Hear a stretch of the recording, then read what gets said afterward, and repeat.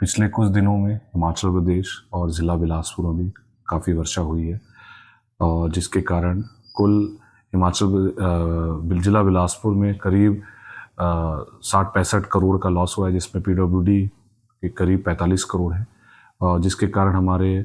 9 road के करीब बंद है और जिसका कार्य चालू है और पीडब्ल्यूडी विभाग को आदेश दे दिए गए हैं जल्द से जल्द इसके रोड खोल दिए जाए। मेजर रोड्स हमारे सारे खुले हुए हैं और वाटर सप्लाई स्कीम्स के भी कुछ 10 से 15 बंद है और जल शक्ति के एससी साहब को भी निर्देश दे दिए गए हैं कि जल्द से जल्द इस पर कार्रवाई की जाए। जैसा आपको पता है कुछ दिनों से बरसात काफ़ी ज़्यादा हो रही है। मैं आपके माध्यम से अपील करना चाहूँगा कि जो लोग आ रहे हैं वो कृपा करके थोड़ा वेदर के कंडीशन को देख के आए, खासकर जो लैंडस्लाइड एरिया है, हमारा कुछ एरिया जिसमें लैंडस्लाइड प्रोन एरिया है, तो टीडीएमए के रेगुलरली हमारे डायरेक्शंस आते हैं, गाइडलाइंस आते हैं, उसको फॉलो करें।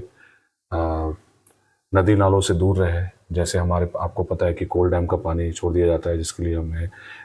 इंफॉर्मेशन भी दी जाती है, लेकिन फिर भी बच्चे लोग टूरिस्ट नदी नालों से के पास पहुंच जाते हैं जिसमें बहने के खतरे रहते हैं। तो आपके माध्यम से मैं ये कहना चाहूँगा कि नदी नालों से दूर रहे, जो डीडीएमए के हमारे गाइडलाइंस है उसको फॉलो करें, अननेसेसरी ट्रैवल ना करें। बरसात के मौसम में जैसे कभी कभी पता नहीं चलता है तो